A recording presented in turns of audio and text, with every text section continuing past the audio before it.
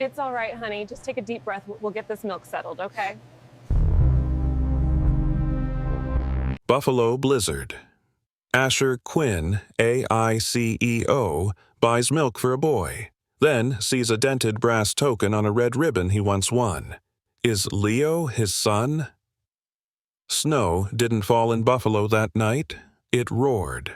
White, wild, relentless, it erased everything beyond the headlights of Asher Quinn's chauffeured SUV. Wind clawed across the windshield like it had something personal to settle. Inside, the quiet hum of the engine couldn't muffle the thoughts clawing at him harder. He should have been in New York, closing the next funding round for his company, Winterlink AI, the platform that kept delivery trucks on the road when others froze. Instead, he was here, back in the city he'd sworn off, back where the ghosts of unfinished things still waited behind fogged windows. The driver braked at the dim glow of a Maple Mart sign barely visible through sheets of snow. Power lines hissed overhead. Inside, a flicker of yellow light trembled in the storm. 5 minutes, Asher murmured. His voice, low and confident, carried the weight of a man used to command. Yet tonight it felt like an order meant for himself. He stepped out, adjusting the collar of his Italian wool coat, the snow instantly clinging to his hair. His polished shoes sank into half-frozen slush. Inside, the store was half empty, half chaos. Shelves were stripped of batteries and canned soup. The generator hummed weakly as fluorescent tubes flickered. People moved slow, wrapped in layers, whispering about outages, gas leaks, and another night without heat. Asher reached for bottled water, out of habit, when he heard a voice. Small, shaking. "I'll pay later, I promise." The words sliced through the buzz of the store. Near the checkout, a boy stood on tiptoe, clutching a carton of milk like it was treasure. His coat was too thin, his red scarf frayed at the ends, boots scuffed to the threads. His cheeks burned from wind or embarrassment. It was hard to tell which. The manager, a heavy man with tired eyes, sighed. "Kid, that's not how it works. You can't just, 'I said I promise. I'll bring the money back when I grow up.'" Someone snickered. Someone else turned away. Asher froze. That tone, that kind of desperate honesty. He'd heard it once, years ago in a coffee shop during another storm, from the woman who told him she couldn't wait forever. Before security could move, Asher stepped forward. "I've got it." The manager blinked. "Sir." He slid his card across the counter. "Everything in his basket." The boy turned, startled. His eyes, gray-blue, ringed with the faintest green, met Asher's. The resemblance struck like lightning. Then Asher noticed the necklace. A dented brass subway token hung from a red ribbon around the boy's neck. A small crescent dent on one edge, he knew it, because he'd made it himself, dropping it on the subway floor at a winter fair 10 years ago. He'd won it for a girl who laughed when he called it luck. Her name had been Jenny. The scanner beeped, the register clicked, and Asher couldn't hear any of it, over the pounding in his chest. "Hey, what's your name?" he asked, trying for casual. "Leo," the boy said, gripping the milk tighter. "Leo," Asher repeated, his voice soft. "That's a strong name. Your mom must be proud. She's working double," Leo said simply. "She said if the power comes back, I can make cereal for my cousin." Asher's throat tightened. "Where's home?" "Near Delaware Park, by the laundromat." But it's dark again. The lights above them flickered, and the entire store fell into dim silence. A collective gasp went through the crowd. The generator coughed once, then caught again, but weaker now. Asher looked down at the boy, the dented token swinging, the stubborn courage in those young eyes, and something inside him shifted. He knelt. "How about I give you a ride home, Leo?" Safer than walking in this weather, Leo shook his head. "Mom says not to talk to strangers." "That's smart," Asher said with a faint smile. "But sometimes strangers just forget their family." The boy frowned at the words but didn't step back. He just studied Asher like he was trying to remember something. "Here," Asher said, pulling a folded scarf from his pocket. Cashmere, navy blue. He wrapped it gently over the red one. 2 scarves keep better than one. Leo hesitated, then whispered, "Thanks, mister." Asher watched as the boy stepped out through the glass doors into the white wind, milk cradled to his chest.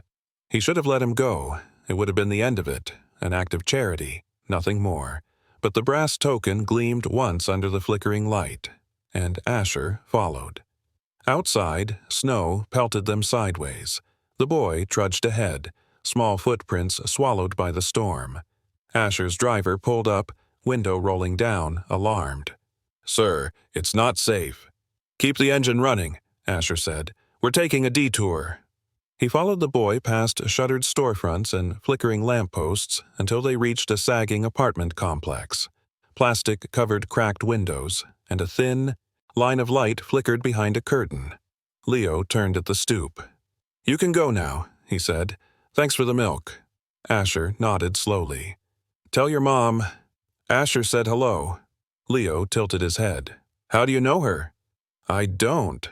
Not anymore." The boy slipped inside, and the door shut. Snow muffled the world again. Asher stood there for a long time until his driver called out. "Sir? You okay?" He wasn't sure, not yet. But, for the first time in years, something in him felt awake. The next morning, Buffalo felt buried alive. Plows crawled through drifts higher than car hoods, their amber lights blinking through the haze. Inside the penthouse suite of the Harbor Line Hotel, Asher Quinn stood at the floor-to-ceiling window, coffee untouched, watching the whiteout swallow the city. He should have been on a flight to Chicago, finalizing the partnership between Winterlink AI and the Midwest Power Grid. His assistant had already texted twice. "Press is waiting, Asher. Should we push the, announcement?" He didn't reply. His mind wasn't on the deal. It was stuck on a boy in a red scarf, clutching milk like it was life itself. He'd barely slept. The brass token wouldn't leave his head. He could still feel its cold edge against his fingers from years ago, when Jenny looped it around her neck and said, "Keep warm, city boy." "This is your prize for winning me a cocoa." Now it hung from Leo's collar. He didn't believe in coincidences. Not when the token's crescent dent matched the one from that night. Not when the boy's half-smile mirrored Jenny's. Asher turned from the window, restless. "Paul," he called, and his driver poked his head in. "Yes, sir?" "That store last night, Maple Mart, on Elm and Main. I need an address for the boy who lives near Delaware Park." The one in the red scarf, Paul hesitated. "Sir, you sure you want to? Just do it." An hour later, Asher's phone buzzed. Paul's text read, "Name, Jenny Ross. Address, 1287 Elmhurst Avenue, Unit 4C. Jenny. It wasn't possible. He pulled up the contact for a private investigator, a man who'd handled confidential due diligence for Winterlink before the IPO. "Daniel," Asher said when the call connected, voice tight. "Discreet check." 10 years ago, Jenny Ross. Used to live in the city. No press, no leaks. Daniel's tone sharpened. "Understood." "What are we looking for?" "Everything," Asher said quietly. "Especially anything I missed." He ended the call, then reached for his briefcase. Inside, among investor binders and legal briefs, was a smaller compartment. He opened it and took out an old photo, creased, slightly faded. Him and Jenny, at that same winter fair, laughing in the snow. The token gleamed between them. He'd left her that same month. His legal team had warned him, no distractions, not when the IPO depended on a clean image. They'd told him she was angry, that she'd taken money to go away. He'd believed it. He'd wanted to believe it. But now... He stared at the picture until the edges blurred. "By afternoon," Daniel called back. "Asher, I found something," he said carefully. "Jenny Ross, 34. Works 2 jobs. Maple Mart stock clerk by day, night shifts at Lakeside Diner. Single mother. Lived quietly in Buffalo for 8 years. No financial record of any settlement. In fact, there's an NDA drafted by your former legal counsel, but never signed by her. Asher's grip tightened on the phone. Never signed? No. The document was filed, but her signature page is blank. However, there's a note in your old counsel's files, said she was pregnant. They claimed you knew. The words hit like an open palm to the chest. I didn't, Asher whispered. Then somebody made sure you didn't. The silence that followed stretched long. Only the hum of the storm filled it. Thank you, Daniel, Asher finally said, his voice rough. Send me everything. When the files arrived, he scrolled through the PDFs with shaking hands. Email exchanges, call logs, legal directives buried in corporate folders. A memo dated 10 years ago caught his eye. Client's partner is uncooperative. Arrange NDAS and move her out of state for brand protection. Transfer hush funds to holding account pending execution. Brand protection.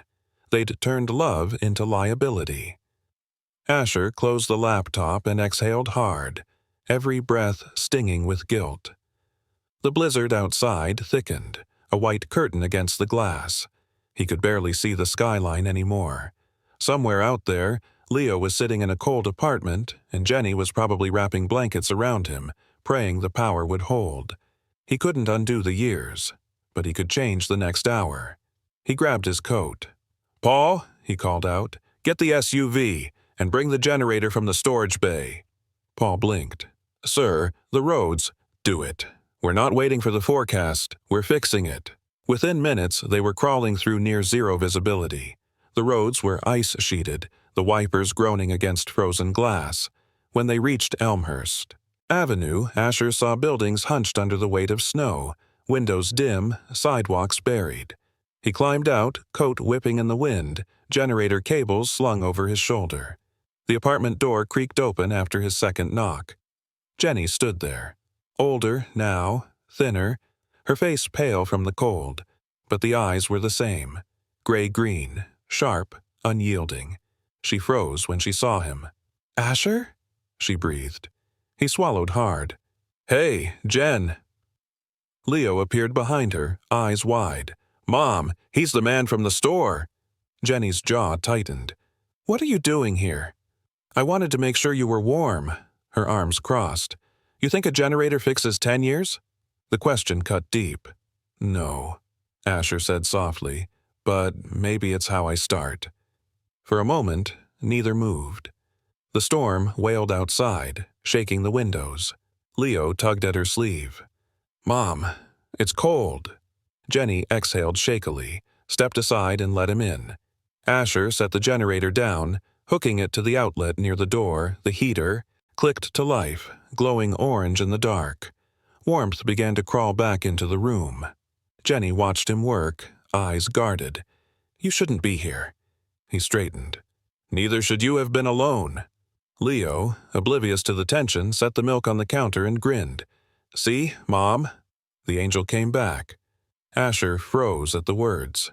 Jenny did too, because a long time ago, on a night just like this, she'd told Asher, half teasing, half in prayer, if anything ever happens, promise me you'll send an angel. Now the child she raised alone had said it back to him, and suddenly, all the years, all the silence, all the guilt collapsed into one truth too heavy to ignore. The generator hummed faintly in the corner, its low vibration mingling with the storm's howl outside. Warm air began to fill the small apartment, melting frost from the inside of the window panes. Jenny crossed her arms, standing at a cautious distance as if the heat itself carried danger. Asher looked around. Everything was spare but spotless. Thin blankets layered over a worn couch, a single space heater unplugged to save electricity, a few drawings taped to the wall. One of them, crayon lines crooked but earnest, showed a tall man holding hands with a boy in a red scarf. Underneath, in a child's handwriting, me and the angel. It hit him square in the chest.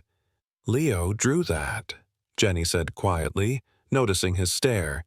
He says angels help when no one else does. Asher's throat tightened. He's a good kid. He had to be, she replied, not looking at him. We didn't have much choice. He nodded slowly, searching for the right words, the ones he should have said years ago. Jenny. I didn't know. About him. About what they did. Her eyes flicked toward him, disbelieving. You expect me to believe that? You had an army of lawyers. One of them showed up at my apartment waving contracts. I wouldn't sign. He said you wanted it that way. I didn't, Asher said, voice breaking. I was told you left, that you didn't want anything to do with me or the company. I tried to reach you, but, she interrupted, bitterness sharp as glass. You gave up. The words landed hard. He didn't defend himself because she was right. He had given up, too easily, too selfishly. He lowered his gaze. I thought I was protecting the company. But what I really did was protect my ego. The silence stretched. Only the steady hum of the heater filled the room. Leo, oblivious to the tension, knelt by the window, tracing circles in the frost. Mom, look! The snow's glowing. Jenny turned, forcing a smile. That's the streetlight, sweetheart. Asher crouched beside him. You like the snow, huh? Yeah. It makes everything quiet. Leo looked up, curious. Do you have a kid? Asher froze. No, not yet. Leo nodded, content with that, and went back to drawing invisible lines on the window. Jenny busied herself at the counter, pouring warm milk into a mug. The carton from Maple Mart sat half empty beside her. She set the cup down, in front of Leo, then faced Asher again. You can go now. We'll be fine. I'm not here to make you uncomfortable, Asher said softly. I just want to help. No cameras, no press, just heat, food, and whatever else you need. Her voice softened, almost against her will. You can't just show up after 10 years and play hero. He took a slow breath, then let me play father.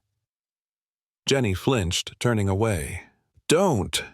Jenny, he said, stepping closer, but stopping short. You don't have to forgive me tonight, but I need to know the truth. From you. Is Leo mine? She hesitated. The storm outside howled harder, rattling the glass as if urging an answer. When she finally spoke, her voice was steady but brittle. You really want to know? Then take a test.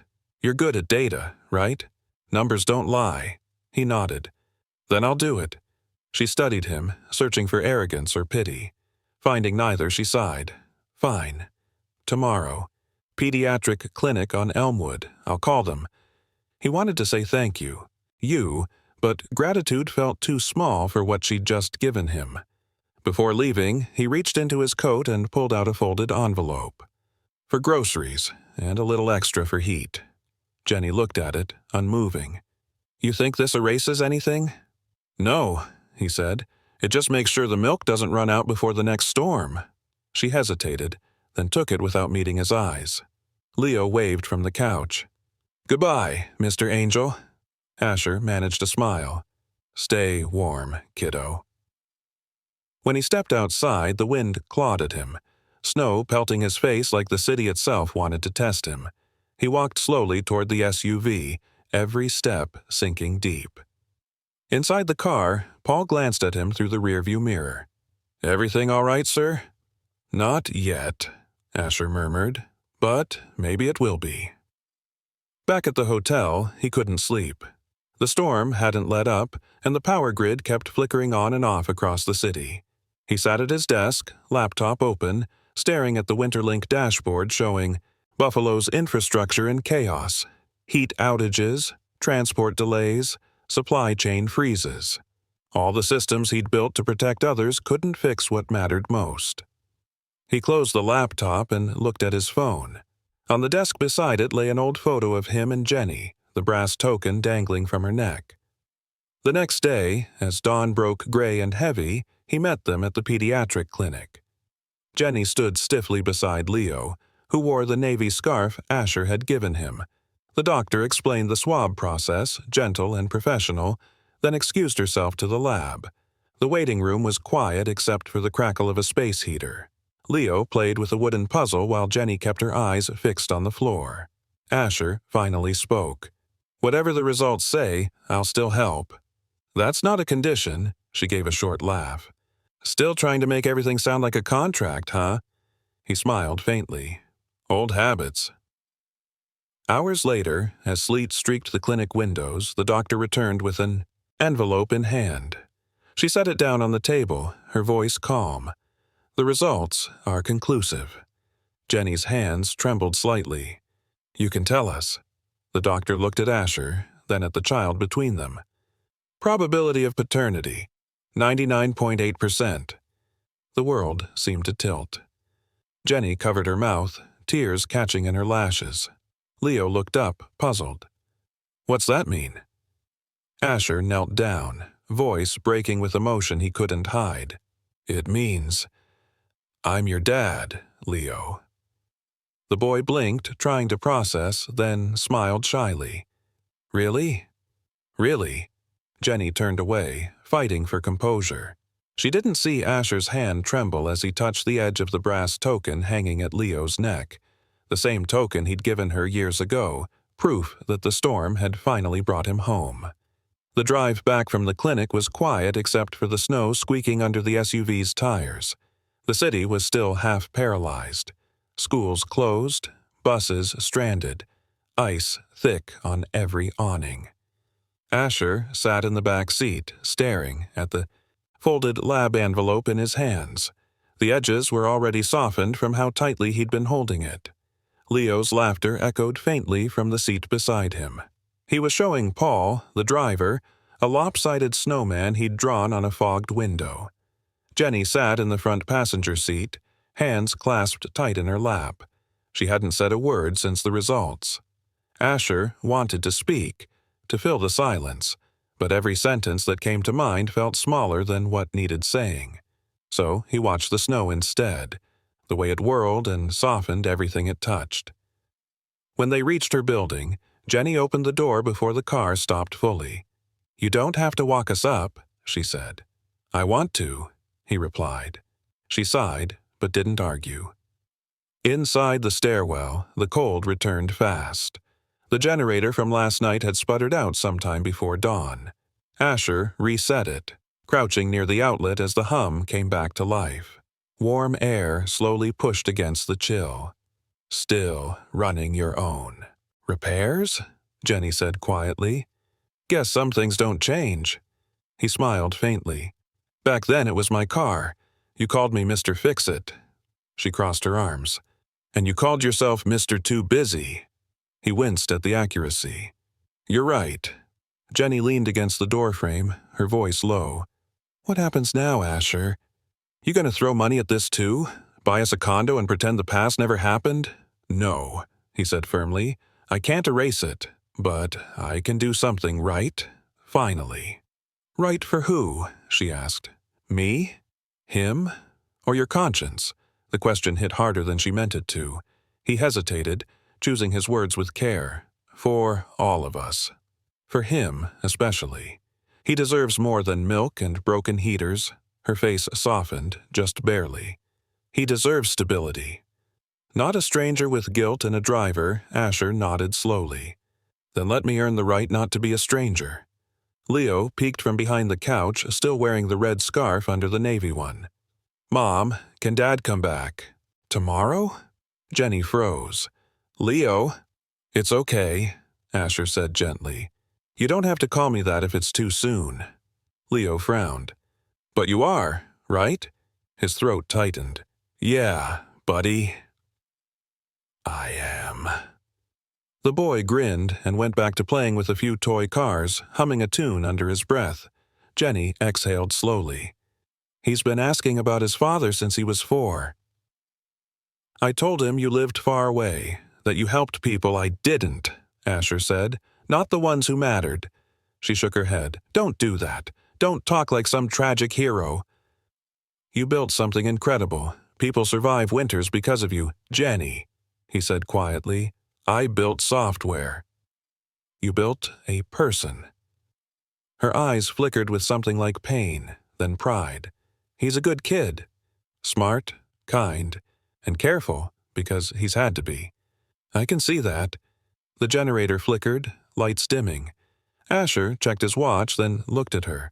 I can get you a portable unit, one that won't fail in low voltage, and maybe— No, she said sharply. No charity. It's not charity, he said. It's accountability. The words hung in the air. For a moment, neither spoke. Then she turned toward the window. There's soup on the stove if you want to stay a while.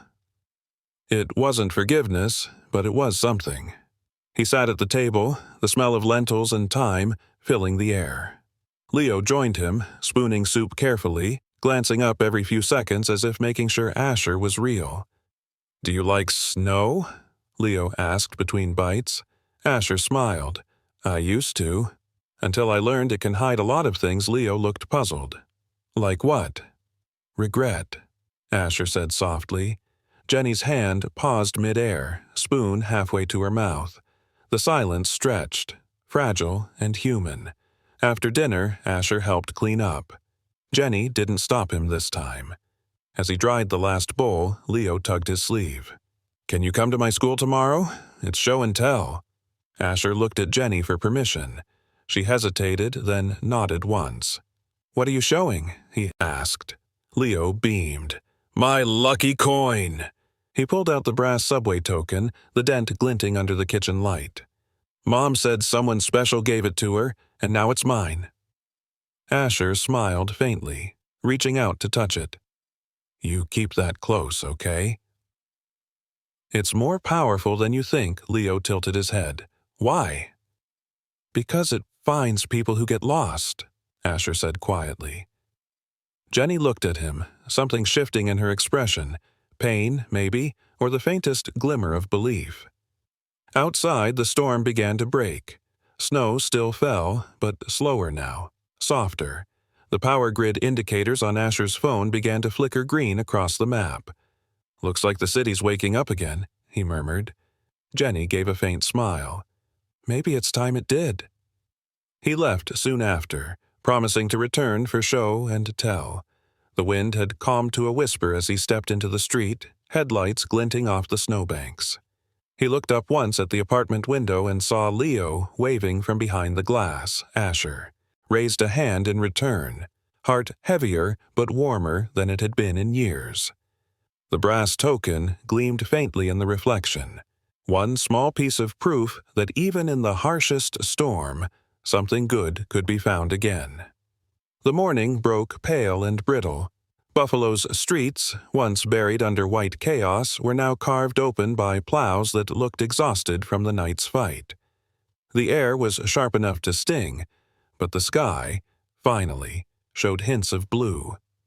Asher Quinn stood in front of the mirror of his penthouse suite, tying his red silk tie for the second time.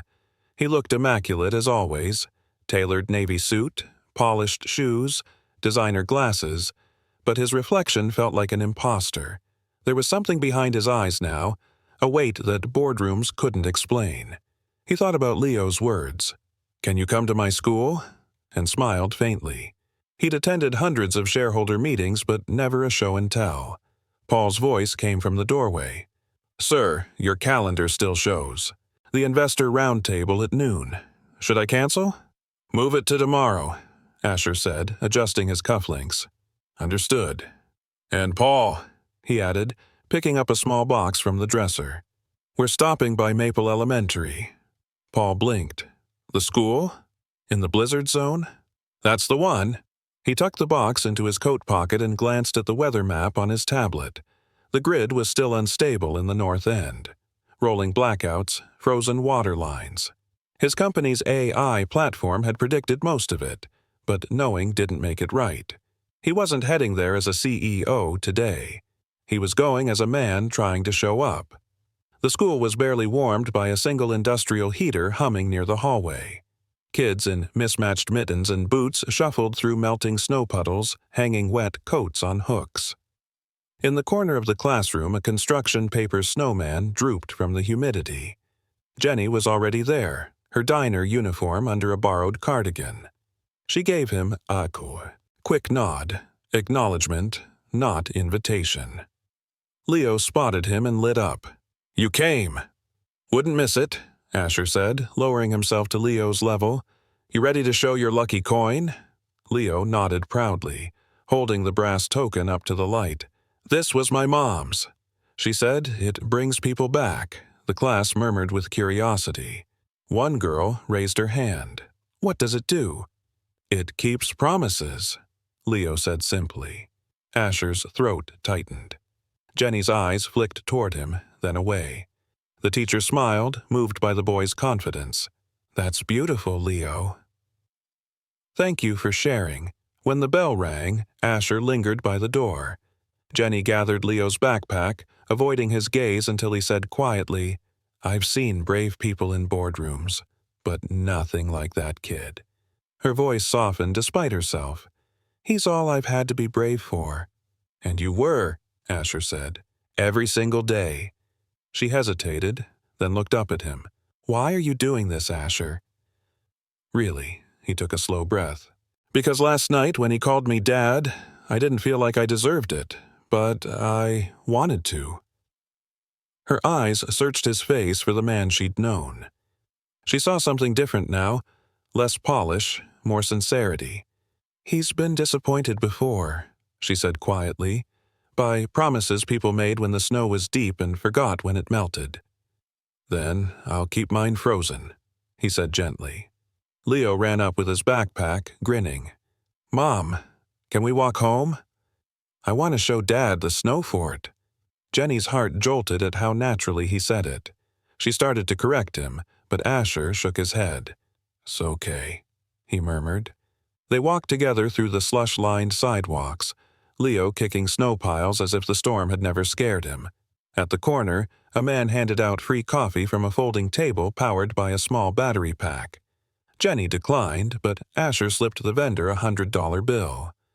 Warm them all, he said simply. Jenny glanced sideways.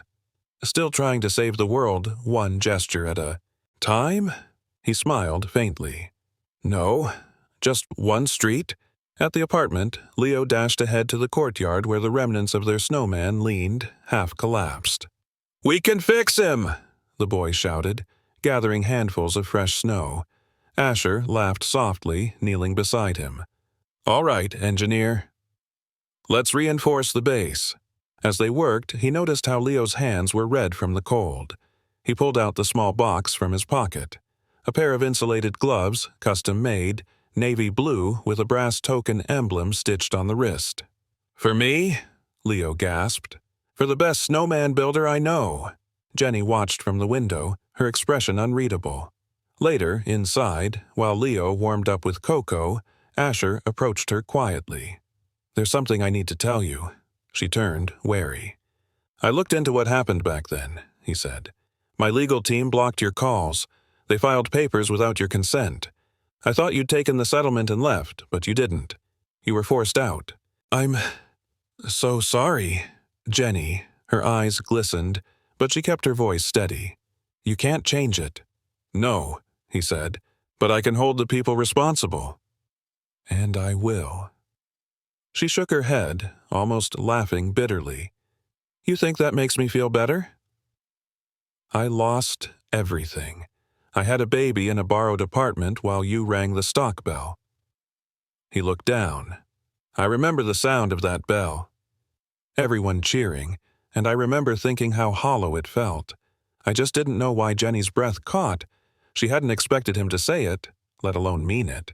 He stepped closer, voice barely above a whisper. I can't fix the past. But I can make sure Leo never feels what you felt. Cold, alone, unseen. That's my promise. For the first time, Jenny didn't push him away. She just stood there, quiet, as if testing whether the warmth would last this time. Outside, Leo's laughter floated through the half-open window, mixing with the sound of snow melting into gutters. Asher looked toward it, his heart strangely calm. That sound, he said softly. That's what home should feel like. Jenny followed his gaze. Then don't lose it again. He met her eyes. I won't. And for the first time since that long-ago winter, she almost believed him. That night, when Asher returned to his penthouse, the city lights below seemed different. Not colder, not distant, just alive. He opened his laptop and began drafting something new, something outside quarterly reports and algorithms. Title: Milk and Heat Promise Fund. Purpose: Emergency food and heating credits for families affected by blizzards. Beneath the title, he typed one line: No child should ever have to promise to pay for milk.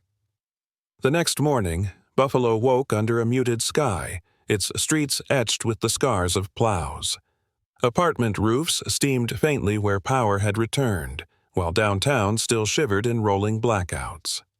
From his penthouse, Asher Quinn watched the city's slow recovery like a man seeing his reflection thaw for the Kautsad. First time. On the table before him sat two things: a cup of black coffee gone cold, and the official certificate he'd had expedited overnight. The line read, Father's name, Asher Quinn. It was just ink, but it felt heavier than the IPO contract that had once defined his worth. He glanced at the city again. Father. The word didn't feel foreign anymore. It felt overdue. His phone buzzed. It was Jenny. He hesitated before answering. Asher, she said, her voice tentative, cautious. I wasn't sure if I should call. I'm glad you did. There's a problem, she said quickly. Leo's been coughing since last night. The clinic's heating went out again, and the lines are long. He's burning up. Asher was already on his feet. Text me your address. I'm coming now. No, I didn't call for that. I know, he cut in, his voice firm. But I'm still coming. The snow fell light but steady as his SUV pulled up to the apartment. He barely waited for it to stop before stepping out, coat flaring. Behind him, carrying a portable heater and a small medical bag, one of his company's field engineers had rushed over. Jenny opened the door, worry etched deep under her eyes. He's in his room. Leo lay curled under layers of blankets, skin pale, breath shallow. The faint rattle in his chest made Asher's stomach twist. Has he eaten? Asher asked. Jenny shook her head. He wouldn't. Says his throat hurts. Asher crouched beside the bed, gently brushing a stray lock of hair from the boy's forehead. Hey, champ, he murmured. Looks like the snow caught up with you. Leo blinked up at him weakly. Dad? The word came out hoarse, fragile, and yet it steadied something inside Asher. Yeah, buddy. I'm right here. Jenny turned away, her hand trembling slightly against the doorframe. Asher plugged in the heater, adjusting its direction toward the bed, then unpacked the small oximeter and thermometer. The readings made him frown. We should take him to the hospital. Pneumonia's common in cold, damp places like this. Jenny's voice cracked. They said they're full. The power failures hit the South Clinic, too. He looked up, resolve flickering like the heater's first orange glow. Not for long. He pulled out his phone, dialing directly into his Winterlink emergency network. This is Asher Quinn. Activate the Pediatric Priority Protocol for Buffalo's North Line District. I want a backup generator and medvan at 1287 Elmhurst within 15 minutes. Jenny stared. You can just make that happen? He met her eyes. I built the system to save people I'd never meet. I think it's time I used it for someone I love. The last word slipped out before he could stop it. Jenny's expression faltered, but she didn't look away. 15 minutes later, the low hum of an electric med van filled the street below. Paramedics in insulated gear carried portable oxygen and blankets inside. Within an hour, Leo's color began to return. His breathing steadied. When they left, promising a follow-up. Check the next morning, Jenny sat on the couch, exhausted. You don't do anything halfway, do you? Asher gave a faint, tired smile. Not when it matters. She exhaled. I didn't call for money, or teams, or trucks. I didn't know who else to tell. He sat beside her, careful not to crowd. That's what families do, Jen. You don't have to handle everything alone anymore. Her voice softened. You really mean that? I do. The heater clicked gently in the corner, a quiet heartbeat against the silence. Jenny rubbed her temples. You have no idea how many nights I prayed for warmth like this. Not just the heat, she gestured vaguely, the feeling someone would stay. I should have, he said simply. She looked at him then, really looked. The CEO polish was gone, replaced by raw sincerity that years hadn't dulled. Leo's asleep, she said softly. You can go if you need to. He shook his head. I'll stay until the morning. She hesitated, then nodded. Fine. You take the couch, smiled faintly. Deal. Sometime around 3 a.m., Asher woke to the sound of quiet footsteps. He looked up to see Leo standing there in his red scarf, half asleep. Hey, champ, he whispered. Couldn't sleep? Leo rubbed his eyes. I wanted to make sure you didn't leave. Asher sat up, pulling the blanket aside. Not this time, buddy. Leo nodded, satisfied, and climbed up beside him. The small weight of the boy's head against his shoulder felt heavier than anything Asher had ever carried, and somehow lighter too. Jenny watched from the hallway, arms folded, unseen. Her eyes softened as she saw them there, father and son asleep against the storm's lull. For the first time in years, she let herself believe that maybe, just maybe, the world could give back what it once took. By morning, the power across the block was back. News feeds flashed images of Winterlink's rapid response network rerouting resources in record time. Analysts praised the system's efficiency. No one knew it had. Started because one father refused to let a child freeze. Jenny brewed coffee quietly as sunlight cracked through the ice-slicked window. You didn't have to stay, she said when he stirred awake. Asher smiled drowsily. Didn't want to miss the sunrise. She poured him a cup. You look different, he chuckled. That's because for once I slept. Her lips curved slightly. And because you finally said it, someone I love. He blinked, surprised she'd caught it. I meant it. Jenny met his gaze over the rim of her mug. Then don't make it another promise, Asher. Make it a life. He nodded slowly, his expression unreadable but sincere. I will. Outside, sunlight hit the snow just right, making it glint like tiny shards of gold. For the first time in a long while, the storm had left behind something more than damage. It had left proof that warmth, once found, could last. 2 days later, Buffalo's streets were still lined with salt and melting snow. The city had survived another blizzard, but the aftermath was everywhere. Busted pipes, flooded basements, exhausted volunteers. For Asher Quinn, though, the storm had uncovered something else, a truth too big to ignore. He sat at his desk in the penthouse, the morning light glancing off his laptop screen. Dozens of emails blinked unread, board updates, investor calls, press requests, but one draft sat open in front of him, waiting for the right words. The title, The Milk and Heat Promise Fund. He typed slowly, deliberately. No child should have to promise to pay for milk. No parent should have to choose between warmth and food. Below the statement, he outlined the logistics.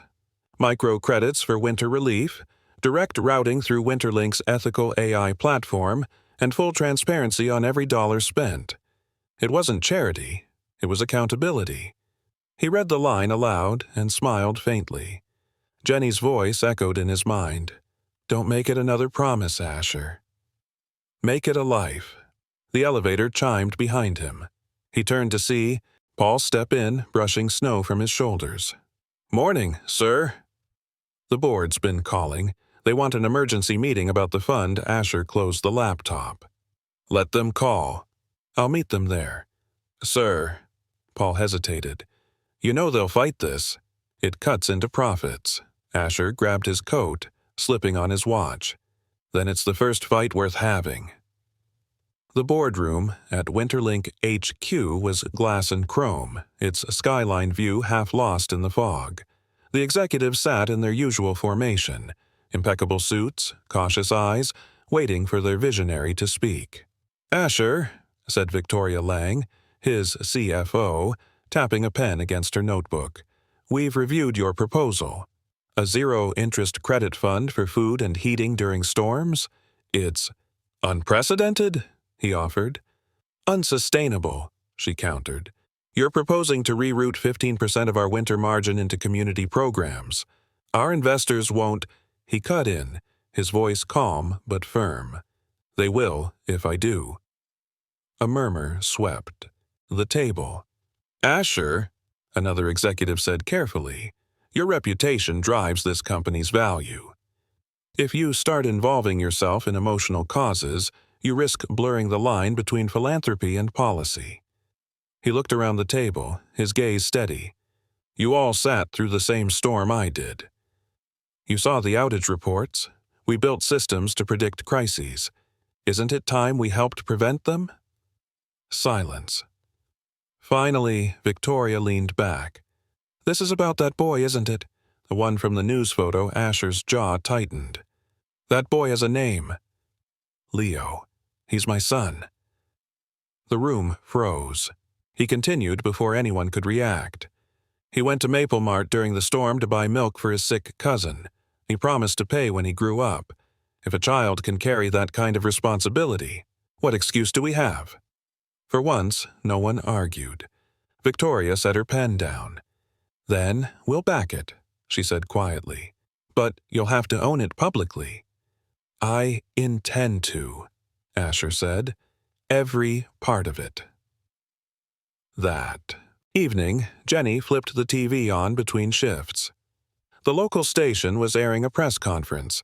Winterlink's CEO standing behind a podium, snow still crusted on the marble steps outside City Hall. As of today, Asher's voice echoed through the static, we're launching the Milk and Heat Promise Fund. Every verified family affected by the blizzard will receive emergency microcredits within minutes, with no interest, no conditions, and full privacy. We built the data to predict shortages. Now we'll use it to prevent hunger. Reporters shouted questions. Is this a PR stunt? What made you do this? Asher looked straight into the cameras. A boy reminded me that promises aren't paid in someday. They're paid in now. Jenny stood frozen in her kitchen, hand pressed against her mouth. Leo peeked from behind her apron, beaming. That's Dad! She smiled through tears. Yeah, sweetheart. That's him. Later that night, as the snow softened into a misting rain, Asher arrived at her door. No cameras, no entourage. Just him, a man in a navy coat with tired eyes but a lighter heart. Jenny opened the door slowly. You're becoming quite the headline. He smiled faintly. Guess it was time I said something worth printing. Leo's asleep, she said softly. But he made you something. She handed him a folded sheet of notebook paper. It was a drawing. 3 stick figures under falling snow, one taller, holding a red scarf. Above them, in uneven letters, My Family. Asher traced the crayon lines with his thumb, swallowing hard. He's got your talent? She laughed quietly. He has your stubbornness. They stood in the small glow of the heater for a long time. Then she said, What happens next, Asher? After the cameras leave? He took a slow breath. We find warmth that doesn't depend on weather. One day at a time, Jenny folded her arms. You really think that's possible? After everything, he met her eyes. I think redemption's just another word for showing up again. Outside, the rain tapped soft against the window pane. Less like a storm now, more like a heartbeat. Jenny looked at him for a long moment before finally saying, Then show up tomorrow too. I will, he said quietly, and for the first time she believed him without needing proof. By midnight, Asher's phone buzzed with the first field reports. Thousands of families had already received relief credits, grocery trucks rerouted through cleared corridors, heaters delivered to shelters. He forwarded the updates to Jenny with a single message. Greater than, he'll never have to promise for milk again. She replied minutes later, greater than, good, then you're keeping your word. He smiled, closing his eyes. The city lights below shimmered on melting ice like faint stars. For once, Buffalo wasn't frozen. It was beginning to thaw, and so was he. The headlines wouldn't let it rest. By dawn, every major outlet had plastered his face across their front pages. Tech CEO turns Blizzard crisis into lifeline. Asher Quinn, savior or strategist. Buffalo's Angel of Winter. He hadn't wanted the nickname. If anything, it felt like theft. The real Angel, in his mind, had been an 8-year-old boy clutching milk in a storm. Still, the press wouldn't stop. Reporters staked out the Winterlink headquarters, drones hovered near the townhouse Jenny now rented, and investors called non-stop. For 2 days straight, he barely slept. He spent his hours coordinating logistics for the Milk and Heat Promise Fund. Dozens of cities requesting inclusion, thousands of applications flooding in. But the media attention was beginning to chip at the fragile peace he'd built, and it hit hardest where it mattered most. Jenny's phone rang early one morning while she was packing Leo's lunch. She glanced at the caller ID. Unknown number. Hello? Miss Ross, this is Dana from Cityline magazine. We'd love to feature you and your son in our upcoming story about Mr. Quinn's philanthropy. Could we arrange photos at your apartment? Jenny froze, glancing toward the window where Leo's red scarf hung drying over the heater. We're not part of that story, she said sharply. Just a few pictures, maybe a short quote? She hung up before the woman could finish. Her stomach twisted. She'd seen this before, how fame could turn people into symbols, how privacy could vanish overnight. Minutes later, a delivery arrived. A thick envelope addressed to Miss Jennifer Ross and family. Inside, a formal request for comment from a national news network. She didn't bother reading past the first line. When Asher showed up that afternoon, he saw it instantly. The worry in her eyes, the drawn curtain, the subtle tension in the way she held the phone. They found us, she said before he could speak. He set his briefcase down, pulling off his gloves. How bad? Calls. Messages. Someone left a card at the door. They want interviews. Photos, he swore under his breath, pacing. I told them to leave you out of it. I specifically said, doesn't matter what you said, Jenny cut in. You lit a fire, Asher. People want to see where it burns. He met her gaze. Then I'll put it out. She shook her head. You can't. You're a headline now. Leo came running in from the other room, a crayon in hand. Dad! Look what I drew. Asher forced a smile. Let's see. The drawing showed 3 people again, this time inside a warm house with snow outside. Over it, the words, We found home. Something in him cracked. He crouched and hugged his son, ignoring the tightening in his throat. That's beautiful, buddy. Jenny watched quietly, conflicted. Fame had found them, but so had something far rarer.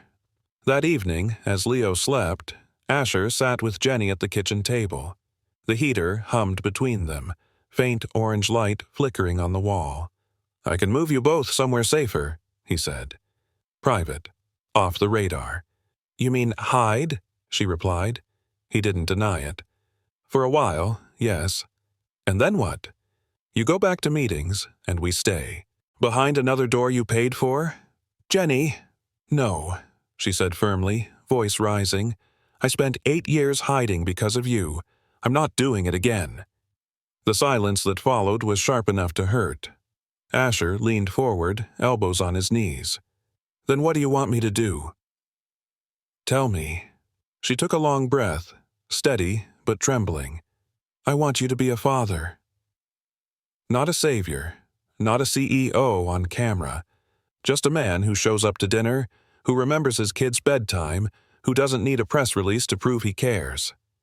He looked at her for a long time, eyes raw, unguarded. You think I don't want that? I think you don't know how. He exhaled slowly. Maybe not, but I want to learn. Her expression softened despite herself. Then start small. How small? She stood, crossing to the counter, picking up a small, dented lunchbox. You're picking him up from school tomorrow. I've got double shifts, he blinked. Me? Yes, you. The teachers know me, not you. It'll be awkward. Figure it out. Small smile tugged at his lips. That's my homework? Call it a test. The next afternoon, Asher Quinn, the man whose AI predicted global supply chains, stood awkwardly in a line of parents clutching coffee mugs and tired smiles outside Maple Elementary. A few recognized him. Whispers rippled through the hallway. He ignored them, eyes fixed on the door as children spilled out. Then came Leo, hat askew, backpack slipping, grin wide. "Dad!" The word echoed louder than any headline. Asher crouched just in time for the boy to crash into his arms. "Hey, buddy," he said, laughing. "How was school?" Leo looked up. "We learned about inventions." "I told them you make weather robots," he chuckled. "Close enough." Another parent glanced their way, recognition dawning. "Excuse me," she said gently. "Are you Mr. Quinn, the one on the news?" Asher hesitated, then smiled politely. "Just Asher." She nodded, smiling at Leo. "You've got quite a dad, kid." Leo beamed. "I know." As they walked home, Asher felt something shift inside him. Not the pride of reputation, but the quiet, grounding rhythm of belonging. When they reached the apartment, Jenny was waiting by the window. She watched them from above, the man in the navy coat, the boy in the red scarf, their footprints side by side in the melting snow. For the first time in years, she allowed herself to feel what safety looked like. Down below, Asher looked up, caught her gaze, and raised his hand in greeting. No words passed between them, just the shared understanding that sometimes love doesn't need to announce itself. It just needs to stay. And for the first time since the blizzard began, the city was quiet, not because the storm had ended, but because something far more lasting had taken its place. Winter's edge hadn't left Buffalo yet. Even with streets cleared and schools reopened, the air still held a bite, a whisper of the storm that had nearly broken the city. But inside the small apartment on Elmhurst Avenue, something had changed. Warmth lingered now. Real warmth, the kind that came from more than a heater. Asher arrived early that morning with a bag of groceries in one hand and a hardware toolkit in the other. Leo spotted him through the window and raced to the door, socks sliding on the linoleum. "Dad! You're early!" Asher smiled. "I figured the best way to beat the cold was to start before it wakes up." Jenny appeared behind Leo, her diner uniform half-buttoned, hair still damp from the shower. "You don't have to keep fixing things, Asher." "The heater works fine now." "Maybe," he said, holding up the toolkit, "but the window insulation doesn't." Jenny sighed, but couldn't quite hide her smile. "You always did need a project." "I've got two," he said, glancing toward Leo. "And both talk back." Leo giggled as Asher knelt by the window, sealing the draft with a clear strip of thermal film. The boy watched closely, handing him the scissors and tape as though helping fix the world itself. "You sure you don't? Want to hire someone for this?" Jenny asked. "I did," Asher said, grinning. "He's 8 and charges in hot chocolate." Leo puffed up proudly. "With marshmallows." When the last strip was pressed in place, Asher turned on the small portable heater. Within minutes, the frost melted from the edges of the glass, revealing a city still blanketed in pale snow. Jenny leaned against the counter, arms folded. "I have to head to the diner soon. Double shift today."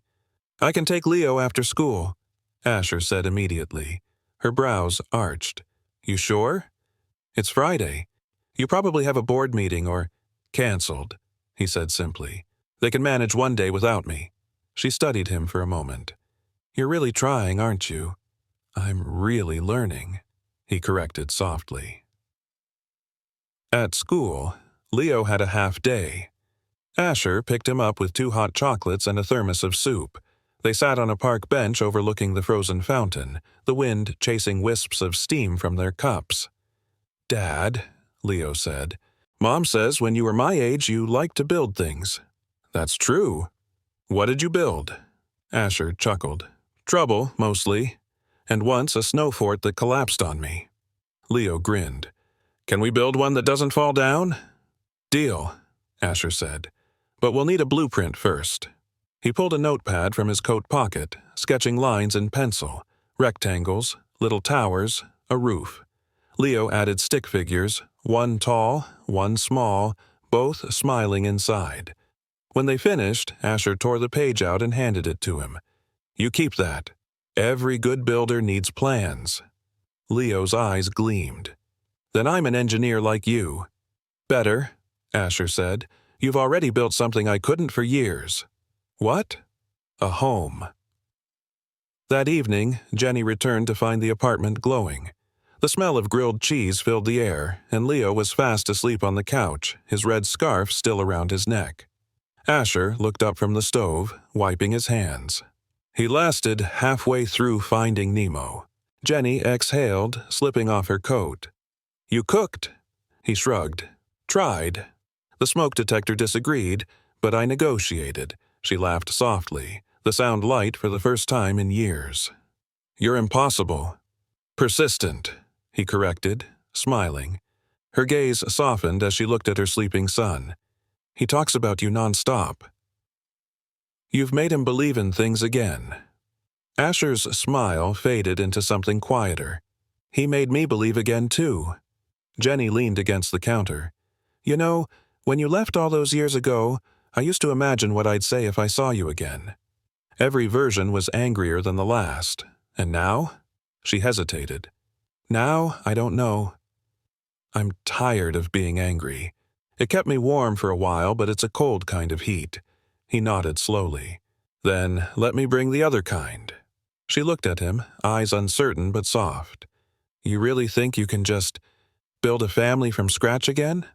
I don't know, he said honestly. But I'd rather build it slow than never start. The heater clicked in the corner, steady and low.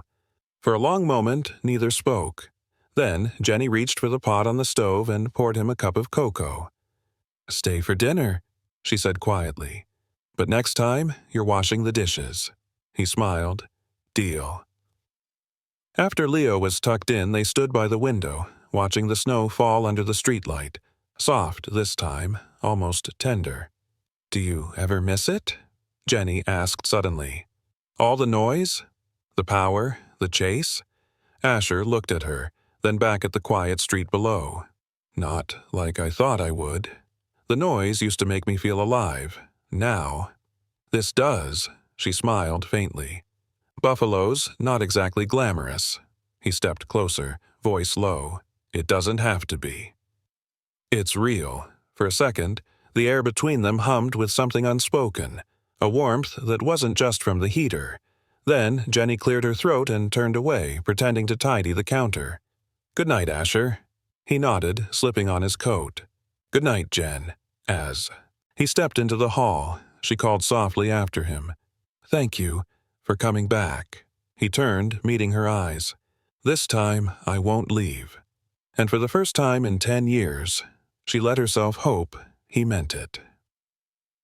Outside, the city's wind howled faintly, but inside that little apartment, the heater kept humming, a steady rhythm under the laughter and the soft promise of what could be rebuilt. The thaw didn't last long. By Monday morning, the lake winds returned, hard and sudden, and with them came a different kind of storm, the one that didn't fall from the sky. It started with a headline. Winterlink CEO's Secret Family, the hidden story behind Buffalo's billion-dollar savior. Within hours, it was everywhere, televised, tweeted, whispered. Old photos of Asher and Jenny from college surfaced online, grainy but damning. Someone had leaked the clinic record showing Leo's DNA match. Even the brass token was mentioned. Its sentimental glow turned into clickbait. Jenny found out before he did. She was wiping down the diner counter when her coworker Charla slid her phone across the stainless steel. Jen. This you? Jenny froze. The screen blared with Asher's face beside hers, both younger, laughing at a winter fair. The caption below, the love story that melted the CEO's empire. Her hands went numb. Oh, God. Asher was mid-meeting when his phone buzzed nonstop. His assistant barged in, pale. "Sir, it's the networks." They're running with a personal exposé. He stood slowly, disbelief curdling into dread. "How bad?" "They've got photos, names, addresses." "Jenny and Leo?" The assistant hesitated. "Yes." The air in the boardroom shifted. Conversations died mid-sentence. On the giant screen behind him, someone had pulled up a news ticker showing the leak spreading nationwide. He didn't wait for explanations. He was already walking out the door. By the time he reached Elmhurst Avenue, cameras had found the street. Reporters shouted from the sidewalk, their microphones trembling in the cold. Jenny's blinds were drawn tight. He pushed through the crowd, ignoring the questions. "Mr. Quinn, did you hide your son from shareholders? Is this the real reason behind the Milk and Heat Fund? Was it guilt or love, Mr. Quinn?" He didn't answer. He just knocked, once, then again. When the door opened, Jenny stood there, her face pale but controlled. "You need to leave," she said quietly. "Jenny." "No." Her voice cracked, but her eyes didn't. "I told you I didn't want this. I told you I couldn't live under your spotlight. You promised." He swallowed hard. "I didn't leak it. I swear to you. Doesn't matter," she said. "They still came." Behind her, Leo peeked out from the hallway, frightened by the shouting outside. "Mom? Why are there people out there?" Jenny turned quickly, her composure fracturing. "Go to your room, sweetheart." Asher's heart twisted. "Leo, it's okay." Jenny cut him off, voice trembling. "You need to go." "You being here makes it worse." He hesitated, desperation in his eyes. "Please, Jen." "Let me fix this." "You can't fix it," she said, tears welling now. "You are it." He took a step back as if struck.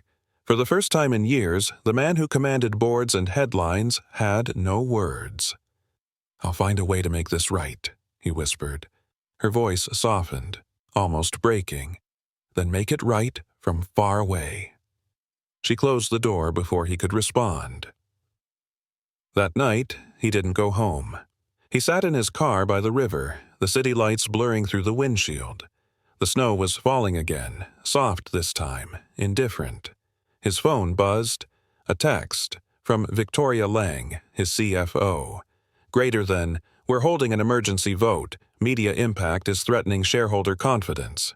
You might want to prepare a statement," he typed back slowly. "Greater than I won't deny him." Her reply came seconds later. "Greater than, then they'll remove you." He stared at the screen for a long time before powering the phone off. Morning came, gray and brittle, when he finally faced the board again. Their expressions told him everything before anyone spoke. "Sure," Victoria said carefully. "We admire what you've built. But this personal situation has become a liability." He nodded once, calm but hollow. "I understand. We're voting to appoint an interim CEO until the matter stabilizes." "Who?" "Me," she said quietly. He almost smiled. "Good choice." "Asher," she added, "for what it's worth. You did the right thing. Just not the corporate thing. Story of my life," he said, and stood to leave. Outside, the blizzard had started again. He walked through it alone, coat collar turned up, snow catching on his lashes. The city he'd helped power now seemed to pulse without him, cold and alive. He stopped at a crosswalk, the world muffled by white. For a moment he saw his reflection in a store window, still polished, still sharp, but something in the eyes had changed. He wasn't a CEO now, not a brand, not a savior, just a man who had a son and a promise to keep. He turned down a side street, where a small coffee shop glowed warm against the storm. Inside, people huddled near the window, thawing their hands over mugs. A little girl in a pink hat laughed as her father helped her sip cocoa too hot for small fingers. Asher watched them for a moment, then smiled faintly to himself. He had lost the company, the comfort, the image, but he knew where he needed to go next. He pulled out his phone and sent a message to Jenny. Greater than, they can take everything but they can't take fatherhood. I'm not going anywhere. She didn't reply. But an hour later, a new message blinked onto his screen. Greater than, Leo wants to build the snow fort tomorrow. He asked if you'd still help Asher. Exhaled shakily, his breath fogging the glass. Greater than, tell him I'll bring the blueprints, he typed back. Outside, the snow kept falling. Soft, steady, cleansing. And somewhere beyond the city noise, a boy waited for his father to come home. The next morning broke silver gray, snowflakes swirling in slow circles as if the storm itself were catching its breath. The city was quieter now, headlines fading, outrage cooling, but in the small apartment on Elmhurst Avenue, tension still hung between the walls. Jenny hadn't slept. She sat at the table in her diner uniform, flipping the off switch on her phone every few minutes as new calls came through. Reporters still wanted statements. Former co-workers had left voicemails pretending to care. Even relatives she hadn't heard from in years sent messages laced with curiosity more than concern. But one message sat unread. From Asher. Greater than, meet me at Delaware Park, bring Leo. I'll explain everything there. She'd almost deleted it. But Leo had seen the text light up and grinned like sunshine through frost. He's building the snow fort, right? And that was that. The park looked different in daylight. The lake was half frozen, the old bridge rimmed in icicles, and laughter carried faintly from a group of kids sledding. Down the hill. Asher was already there, shoveling snow into mounds with methodical precision, blueprints tucked under one arm like a man rebuilding something far greater than a fort. Leo ran ahead, waving. "Dad! You started without me!" Asher turned, smiling despite the fatigue etched around his eyes. "Never without my engineer." Jenny followed at a slower pace, boots crunching over the packed snow. She wasn't sure if she was more nervous or angry. "I thought I told you to stay away," she said when she reached him. He leaned on the shovel, breath misting in the cold. "You did. But Leo called me first." She shot a glance at her son, who was already scooping snow with gloved hands. "He's a child. He doesn't understand what you brings with you." Asher met her eyes, voice steady.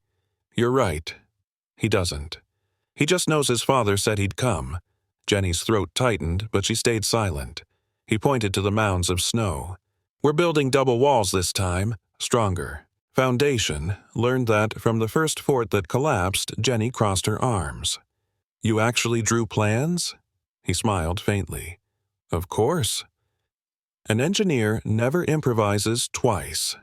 Leo ran up, clutching the crumpled paper blueprint. "Mom, look! This one's gonna have a roof."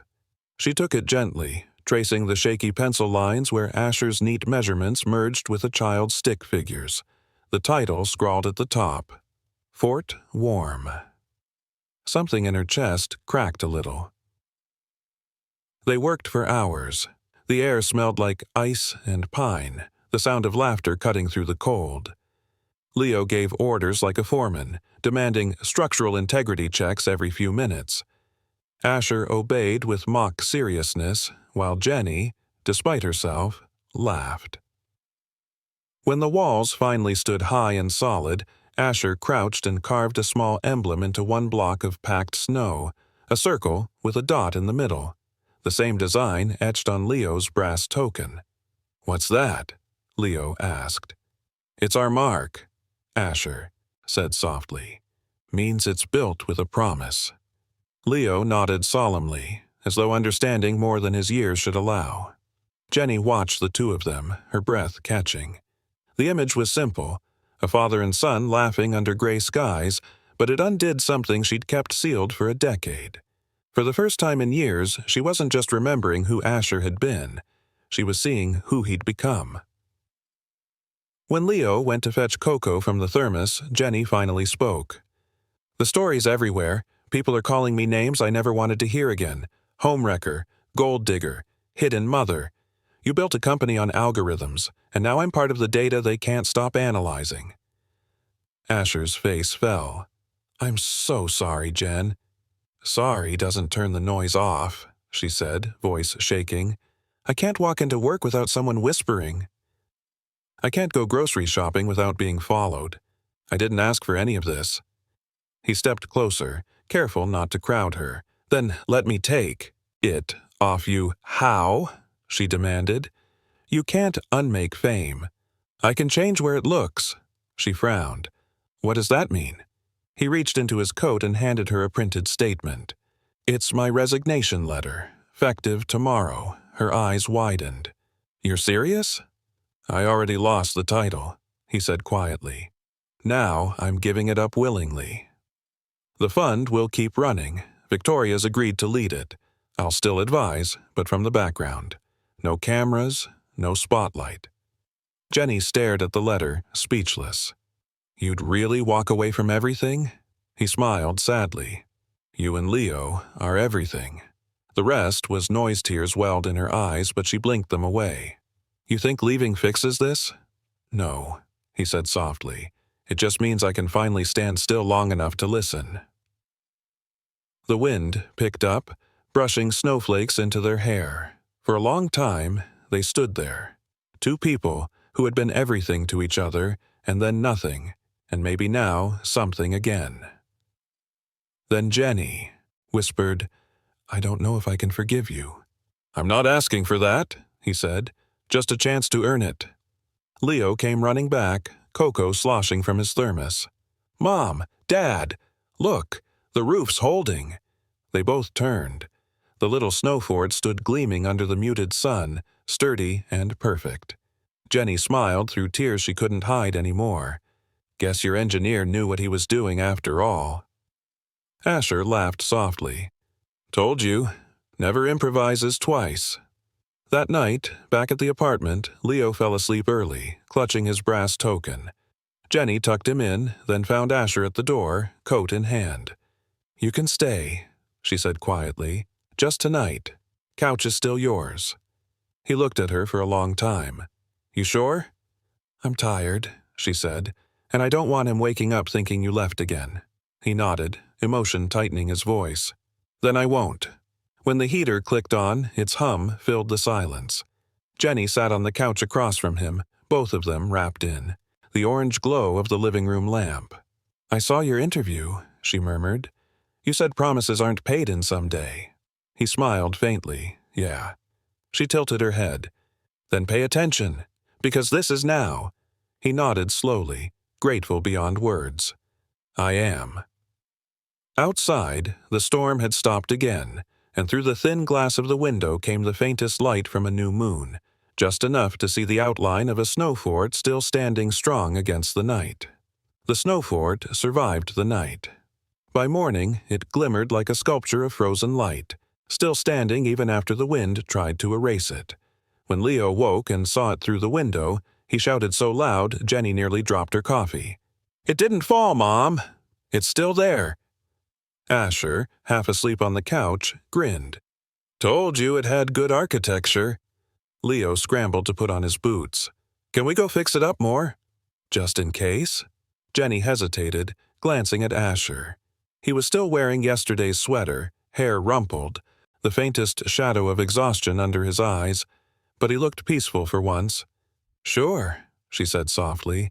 "Go ahead." 10 minutes, Leo bolted out the door. The apartment fell quiet again, except for the heater's steady hum. Asher rubbed his temples, smiling faintly. "I forgot how early he wakes up." Jenny poured another cup of coffee and handed it to him. "He's always been a morning storm." Never could sleep past the sunrise. He accepted the cup, fingers brushing hers briefly. "Like someone else I remember." She looked away, hiding a smile. "Don't push your luck." But the air wasn't cold between them anymore. It was tentative, like a bridge rebuilt one plank at a time. By noon, the news cycle had turned. Another blizzard warning downstate, a new political scandal, just enough distraction to quiet the noise around them. The reporters stopped calling. The camera vans left Elmhurst. For the first time in weeks, Jenny felt like she could breathe. Asher spent the day fixing things he didn't need to fix. A squeaky cabinet hinge, the leaky faucet, a flickering bulb, each one a small act of penance disguised as practicality. Jenny watched him from the kitchen doorway. "You know, most people bring flowers." He looked up from the sink, smiling. "Flowers die. Pipes leak again." "Romantic," she said dryly, but there was laughter in her voice now. He turned off the wrench and leaned against the counter. "I meant it differently. Flowers say, 'I'm sorry.' Fixing things says, 'I'm staying.'" Her eyes softened. "You always were better with action than words." He took a slow sip of water. "And you always knew the difference." That afternoon, Leo insisted on showing his snow fort to everyone in the building. He marched upstairs to invite the elderly couple from 5C and the college student from 3A. When they all crowded the courtyard, laughing and taking pictures, Jenny caught herself smiling too. Asher stood beside her, coat collar turned up against the chill. "He's a better spokesperson than I ever was," he murmured. She chuckled. "Yeah, but his PR crisis management needs work. He invited half the neighborhood, let them come," he said. "It's good noise for once." And it was. The sound of laughter, the scrape of boots in snow, the clatter of mugs passed between hands. It filled the courtyard with something Buffalo hadn't heard in a long time. Uncomplicated joy. Later that night, when Leo was asleep again, Jenny sat by the window with Asher, watching the lights flicker across the snowbanks. "You really resigned?" she asked. He nodded. "Official, as of this morning." "What happens now?" "I'll still advise the fund," he said. "Victoria's expanding it citywide. She wants to call it the Quinn Promise Network." Jenny smiled faintly. "You'll hate that." "I already told her no," he said, chuckling. "It's not supposed to be about me. It's about kids like Leo, families like yours."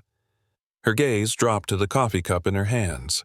"You know, when you left all, those years ago, I didn't just lose you, I lost belief in people doing good without wanting credit." He nodded slowly. "I lost it too. Somewhere between my first investor meeting and the day they told me I'd made it." Jenny looked at him, studying his face. The streaks of gray in his dark hair caught the light. He looked older now, but in a way that made him human again, not untouchable. "You've changed," she said softly. "So have you." "Yeah," she whispered. "Maybe we both needed to break before we could build something new." He met her eyes. "Then let's build it together." Slowly, she hesitated. "I don't want promises, Asher. I want presence." He smiled. "Then I'll start with tomorrow morning." And the next day, they walked Leo to school together for the first time. It was a small thing, unremarkable to everyone else, but to Leo, it meant the world. He held both their hands, one on each side, swinging them with every step. "Mom says we can make pancakes this weekend," he announced. "Can Dad come?" Asher glanced at Jenny. "Only if Mom says yes." Jenny smiled faintly. "He can come." "But he's cooking deal," Asher said. Leo grinned. "Then it's family breakfast." They reached the school gates, and Leo ran ahead, waving before disappearing inside. Asher and Jenny stood there in the snow side by side. The silence between them wasn't tense now. It was easy, comfortable. "You ever think," she said quietly, "that maybe everything had to fall apart first?" He nodded. "Sometimes breaking is the only way to let the light in." She glanced at him, smirking. "You sound like a Hallmark card." He laughed. "Occupational hazard. I used to sell hope in PowerPoints." Jenny rolled her eyes, but she was smiling again. That night, when Asher walked back to his penthouse for the first time in days, it felt unfamiliar. Too large, too polished, too quiet. He stood by the glass wall overlooking the city and realized how much smaller his empire felt compared to that little apartment on Elmhurst Avenue. He reached into his pocket and pulled out something small and warm from his hand. Leo's brass token. The boy had given it to him before school. "Keep it, Dad," Leo had said, "so you don't get lost again." Now, under the dim city light, Asher rubbed his thumb across the dented edge. The red ribbon trailed through his fingers, soft as memory. He smiled, set the token on the windowsill, and whispered into the empty room, "I won't." Outside, Buffalo slept under a pale, forgiving snow. Inside, a man who had once measured success in shares and speeches finally measured it in silence, and found it enough. 2 weeks passed. The headlines faded. The board's crisis statement was buried under new stories. Buffalo thawed by degrees, its skyline gleaming wet in the afternoon sun. The city had survived another winter, but for Asher, everything that mattered was just beginning. He spent those 2 weeks living in two worlds, the penthouse filled with glass and silence, and the walk-up on Elmhurst that smelled like cocoa and home. He'd never noticed how hollow success sounded until Leo started leaving toy cars under his couch cushions. That morning, Asher was in the kitchen, sleeves rolled up, teaching Leo how to flip pancakes without burning them. Jenny leaned against the counter, arms crossed, pretending to read the paper but mostly watching the two of them. "Careful," Asher said, guiding Leo's wrist. "Timing is everything." Leo laughed. "You say that about everything." "That's because it's true," Asher said, flipping the pancake perfectly. Jenny smirked. "Guess you found something you can't outsource." He grinned back. "Turns out fatherhood's an in-house role." She shook her head, smiling despite herself. After breakfast, Jenny stepped onto the balcony to shake out the dish towel. The air was crisp, the snow finally softening into slush along the curb. She turned to see Asher standing in the doorway, watching her. "You're staying longer each day," she said. He nodded. "I'm not in a hurry anymore." "And the company?" "They're fine," he said. "Victoria's running the fund better than I ever could. The Milk and Heat Promise reached 10,000 families last week. I just check the numbers now and then." Jenny studied him. "You really let go." "Not of the right things," he said quietly, "just the wrong ones." She hesitated, then stepped closer. "You know, I kept that NDA they made me sign, blank page. I used to think I'd fill it one day, make it say all the things I couldn't. What stopped you?" She looked up at him, eyes soft but steady. "You showed up instead." Asher swallowed hard. The distance between them wasn't much anymore, just one breath, one heartbeat, 1 decade too long. "Jenny," he began, voice low, "I don't know if we can ever go back, but maybe we can go forward." Together, her eyes shimmered. "You're asking for a second chance?" He shook his head. "No. I'm asking for the first real one." That night, Leo tugged at Asher's sleeve. "Dad, can I show you something?" "Sure, buddy." Leo ran to his backpack and pulled out a folded paper covered in crayon drawings. "It's our house." "But not this one. The one we'll have when we're all together. See? Mom has a garden, you have a big desk, and my room has stars on the ceiling." Asher smiled, his throat tightening. "That's quite a plan." Jenny knelt beside them. "Where'd you get this idea?" Leo shrugged. "You said we can build things again."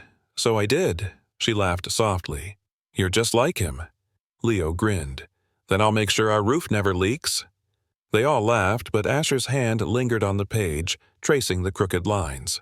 "You already built something perfect," he said. Leo tilted his head. "What?" "A reason to stay." A few days later, Asher invited Jenny and Leo downtown, not to his old office, but to a small brick space near the waterfront. When they arrived, Jenny frowned. "What is this place?" He smiled. "A start." Inside, the air smelled like fresh paint and coffee. The sign over the door read, "The Found Fathers Project." Jenny blinked. "What's that?" "A support network," Asher said, "for men trying to reconnect with their kids. No PR, no charity gloss, just real people who want to do better. We'll help with housing, custody, jobs, whatever it takes." Jenny stared at him, overwhelmed. You're serious? I am, he said. Because if I could get a second chance, maybe others should too. She stepped closer, voice trembling. Asher, this is bigger than you. He smiled faintly. That's the point. Leo wandered to the corner where a bulletin board displayed photos of fathers and children, smiling, reunited, holding hands in parks and kitchens. Dad, he said softly, are we on here too? Asher knelt beside him. Not yet. But one day, when your mom says yes, Jenny exhaled, a tear slipping down her cheek. You're relentless, he chuckled. You said persistence was my worst trait. I changed my mind, she whispered. That evening, they walked along the waterfront together. The ice on Lake Erie was breaking apart, glittering under the sunset like shards of gold. Remember the first time we walked here? Jenny said. You had that ridiculous red scarf. I remember, Asher said. You kept saying I'd lose it. She smiled. You did. Guess I lost the right things this time. They stopped near the railing, watching the horizon fade into pale pink. Leo skipped ahead, chasing a seagull's shadow. Jenny's hand brushed against Asher's almost by accident. He didn't move away. Neither did she. He's happy, she said quietly. He's safe, Asher replied, and that's everything. Back at the apartment that night, as Leo drifted to sleep, Jenny found Asher by the window. Snowflakes floated past the glass again, gentle, unthreatening this time. Do you ever think, she asked softly, that maybe all of this, everything we lost, was just leading here? He turned, eyes bright. I think maybe we needed the storm to remember how to build warmth. She smiled faintly. You and your metaphors. Occupational hazard, he said again, grinning. Jenny reached into a drawer and pulled out something small, a brass token on its worn red ribbon. She placed it in his hand. This used to mean survival. Maybe now it means family. He closed his fingers around it. Then it's finally doing its job. They stood together in the quiet, the heater humming like a heartbeat beneath the window. Outside, the snow fort had begun to sink and lean, but its walls still held, just enough to last until spring. Jenny looked at him. You can stay tonight, he smiled, soft and sure. I was hoping you'd say that. When she turned off the lamp, the last thing they saw was Leo asleep under a blanket patterned with tiny stars. Safe, warm, home. And in the stillness that followed, for the first time since the blizzard began, Asher Quinn felt something he hadn't in years. Not redemption, not victory, peace. Spring came late to Buffalo that year. The city thawed slowly, the snow retreating in small, cautious steps. But when it finally melted, it revealed a season that didn't just arrive, it healed. The brass token still hung from a nail near the apartment door, its red ribbon faded but unbroken. Jenny called it superstition. Asher called it proof. Leo just called it our lucky coin. On the first Saturday of April, the three of them stood on the steps of a new building on Delaware Avenue, a renovated warehouse painted white with blue trim. A hand-lettered sign above the door read, The Found Fathers Project, Buffalo, Chapter. Inside, volunteers set up tables stacked with donated jackets, food vouchers, and laptops. Photographs covered one wall, dads and kids reunited after months or years apart. At the front, Asher adjusted a small plaque bearing the project's motto, No more promises paid in someday.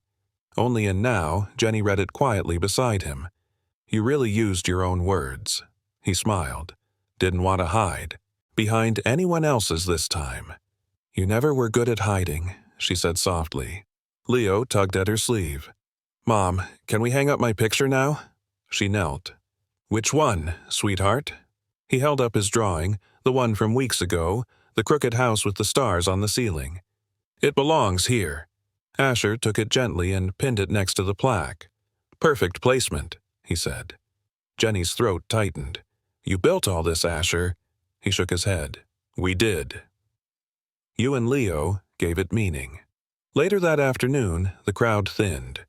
The heater purred softly against the still cool air. Jenny wandered toward the big front window, watching sunlight glitter off the half-frozen river. "You ever think you'd end up here?" she asked. "Buffalo?" Asher grinned. "Not a chance." "I meant this." She gestured around. "Family. Real life. No cameras. Just people." He followed her gaze. "I think I dreamed about it once. I just didn't know how to deserve it." Jenny turned to him. "And now?" "Now," he said quietly, "I just try to keep it warm." She smiled faintly. "That's a good start." That evening, they walked home through the golden light of sunset. The sidewalks were wet with melted snow, the air thick with that clean post-winter scent. Leo skipped ahead, his red scarf fluttering behind him. He stopped suddenly at a street corner, pointing toward a familiar pile of half-melted snow. The old fort, sagging but still recognizable, leaned in the corner of the courtyard. "Dad! It's still here!" Asher crouched beside him, brushing his hand across the icy surface. "Guess we built it stronger than we thought." Leo beamed. "Can we fix it again?" "Maybe," Asher said. "But some things don't need fixing. They just need remembering." Leo tilted his head. "Like promises?" "Exactly." Jenny caught up, slipping her arm through Asher's. "He gets that from you." Asher smiled. "Then at least I got one thing right." When they reached the apartment, the sun had dipped below the rooftops. Jenny unlocked the door, and the familiar hum of the heater welcomed them in. It wasn't the expensive townhouse Asher had once offered. It was small, imperfect, alive. Asher set his briefcase down, pulling out a small envelope. "What's that?" Jenny asked. He handed it to her. Inside was a single key on a ring engraved with the words Maple Street House. She looked up, wary. "What did you do?" He hesitated, then smiled. "It's not what you think. It's in both our names, just a house, 3 bedrooms, tiny yard, 5 minutes from here, for when you're ready. I didn't buy it to win you over. I bought it so you'll never have to choose between pride and heat again." Jenny stared at him, tears rising. "You really don't give up, do you? Not when it comes to you two." She pressed the key into his palm again, her voice trembling. "Then we'll move when we choose." Together, he nodded. Together. That night, after Leo fell asleep, Asher sat by the window, looking out at the city, the brass. Token glinted faintly in the lamplight, hanging like a promise kept. Jenny joined him quietly, wrapping her cardigan around her shoulders. "Do you miss it?" she asked. "The noise, the suits, the spotlight?" He shook his head. "I thought I'd miss being seen." "Turns out I only ever wanted to be known," Jenny smiled softly. "Then stop looking out there." She nodded toward the small apartment behind them, the heater, the sleeping boy, the photos taped to the fridge. "Everything that knows you is right here." Asher turned to her, eyes glinting in the dim light. "Jenny, thank you for letting me come home." She brushed a tear from his cheek with her thumb. "You didn't come home, Asher. You built one." Outside, the first buds of spring clung to the bare trees, brave and small.